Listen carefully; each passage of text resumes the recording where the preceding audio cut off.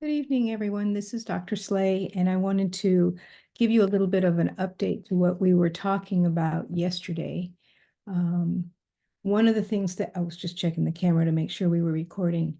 One of the things that we talked about in the Zoom recording you heard earlier in the week had to do with guided reading presentations. And I know many of you have been emailing me with your selection of chapters. You'll notice that I sent an announcement out adding a chapter so that everyone has a different chapter so that we can more or less jigsaw the Richardson text so you don't have to read the whole book, but you'll read what you need and what you want for your courses and the things that you're going to be teaching as you move forward. It's a great resource.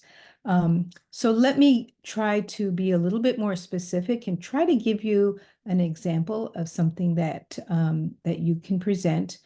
I'm going to tell you ahead of time, it's not a great example. So we're going to talk about some of the fallacies and what it is that mistakes we don't want to make. So let's try this. Guided reading presentations. This is the title. You'll have a title slide.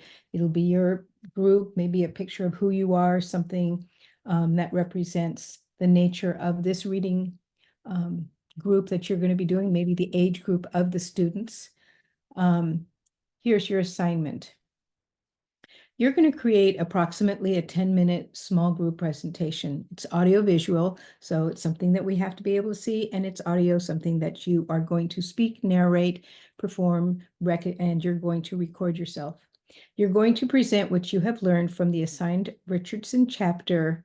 Whoops, I have a typo in there. Which that you signed up for, excuse me. Within all of that, you are going to also do a slide. And I would say each one of these bullets is perhaps a different slide. So the first one is just some highlights. What did you learn? What were the key items? Okay. However many highlights you think you need to have to cover the most important information.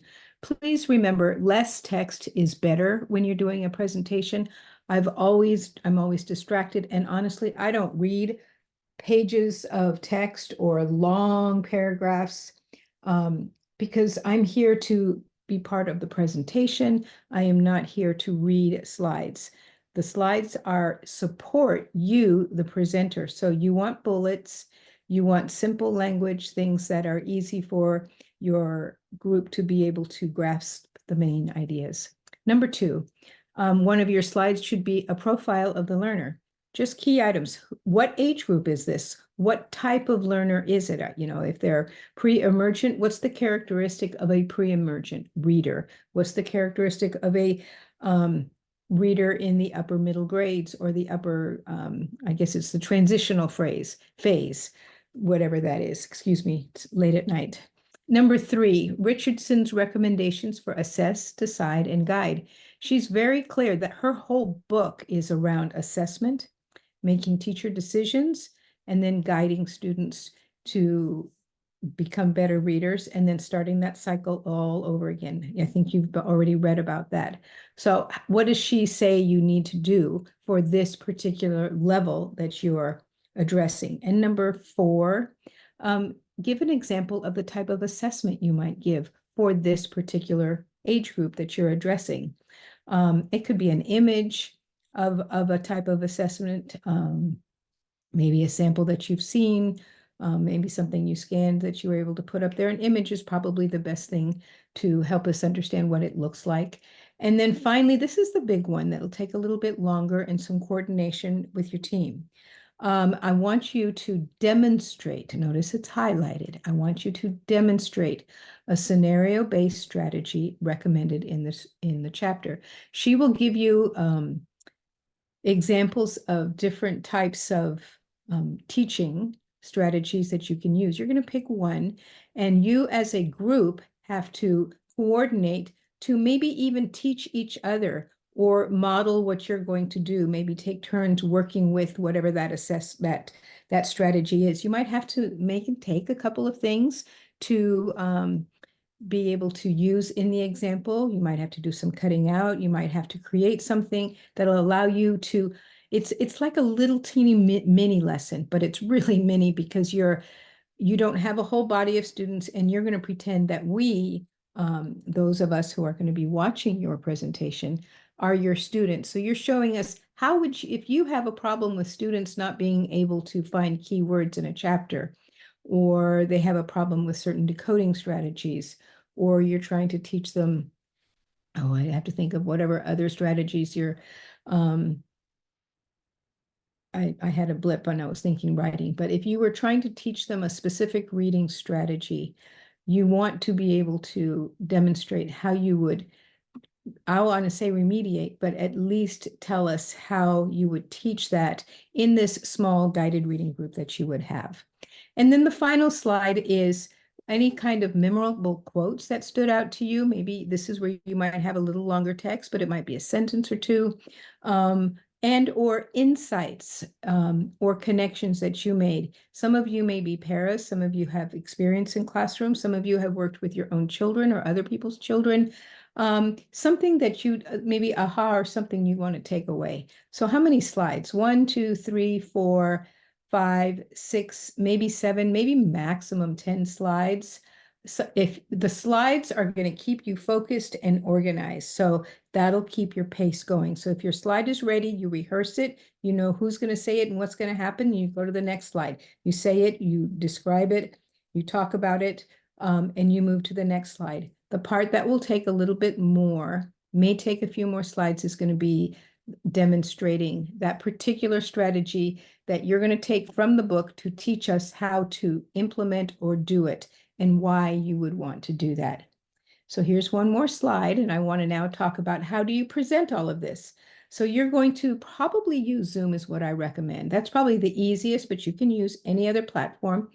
This presentation is in Adobe. I'm not creating a video of it other than I'm creating the video through Zoom. I created the presentation as a slideshow. I happen to be using Creative Cloud because the university provides it for us, and I'm learning how to use something new. I usually use Google Slides or PowerPoint. Those are the easiest. Google Slides is really user-friendly. You can present them, and then while you're presenting, you share your screen in order to be able to record your Zoom session, which of course is what I typically do. So that, and then you can narrate, and you can have all 4 of you on the screen, taking your turns to be able to talk about your particular given slide.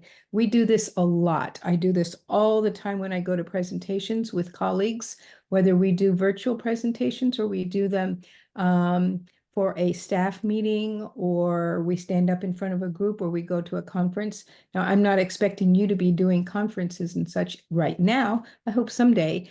But you will be having to present and be able to collaborate and work on projects similar to this in your staff meetings on your campuses. Number 2, it says present it live in class on February 5th for Dr. Slay to record. That's an option. You don't have to do that. You would all have to be there, and that may or may not be possible. The other option is to record your Zoom presentation and then download that recording and then send it to me so that I can post it, or you can post it directly to the Padlet, which is where I'm going to create a Padlet for everyone to present, to post their presentations. I didn't put this in here, but I'm adding it right now. I like to take my Zooms and then put them into YouTube, because it's so easy to see and observe. They're only going to be 10 minutes long, so you don't have to worry about a long time period that you're having to upload anything. And please remember that all group members must be in this presentation. So I hope you will I'm going to try, I want to encourage you to keep your presentation simple but attractive and eye appealing, something that we can easily take in while we are paying attention to you, because you're the presenter. The presentation is not your presenter. You are. The presentation backs you up. This is a mistake that I see often in group work. So I'm going to take the next couple of minutes to go through one that was done many, many years ago. When I did this one, it was, gosh, I think it was 2021. And I had students not present to Padlet, but they actually presented to something called VoiceThread, which was a tool that we could still use, but it's a little clunky, so I've stopped using VoiceThread. So this is not a chapter that any of us will choose. It's chapter 2, the pre-A reader. And you can see it, the presentation, the visuals, I mean, that's fine. There's no pictures on it, but they've identified themselves. And I'm not going to show you the recording. It is narrated. Each one of these is a speaker, but I'm not going to present that right now. So they have a summary. There's just like a paragraph. That's hard to read. Do bullets. I don't want to read a paragraph on a slide. I want to see bullets that you can quickly go through and that helps you stay organized when you're teaching. And in fact, I'm finding lots and lots of teachers are using PowerPoints to teach, even the little ones, all the way up through high school. So this is really good practice for you. You can see here something happened with their heading, so it's a little bit sloppy, but they do have bullets here. What happens often is when you have a group of 4, everybody says, okay, I'll do slide 1, somebody else does slide 2, somebody else does slide 3. That's fine. You can collaborate that way. But one of the things that I want you to recognize is that when you do that, you need to make sure that you have one person that's going to make it unified so that the format looks great for that somebody that pulled it together so that it looks like one group effort at the end. So this is a little bit about things you should know about this type of reader. This is a slide this is the profile of the reader, so it's a little bit redundant, but you decide how you want to present it, that's fine. Here's an example of an assessment, and there's some bullets to describe it and an image of the assessment. That's great. And then what do you do after you assess? So they're starting to move through the decision, assess, decide, and then teaching elements of it. So they're using bullets. And then remember that these should be things that you talk from, not things that you're going to read. I try to use my slides to prompt because I should know my stuff. So I use the slides to help me remember, okay, that's what I want to talk about next. And then the image, notice everything is a little bit wonky. That may have been in the translation when it was moved over. I don't know. So just check your work. And then some more suggestions about how they're going to guide their readers to be successful. Then we have the mini lesson. This group, although they did narrate it, they presented the mini lesson as if it were a lesson plan. You can certainly do the lesson plan. I have no problem with you presenting it that way, but that's their presentation. That's not what I want. Now, it may have been what I asked for many years ago, but I have evolved since then. We're several years into this. And what I would like you to do, and I have had groups where they will teach the lesson by narrating and describing what they're going to do and showing us a sample, and maybe even using each other as an example. Maybe one of you is a student and one of you is the teacher, so that you are modeling. Notice the direction said to narrate what it is that you have to do.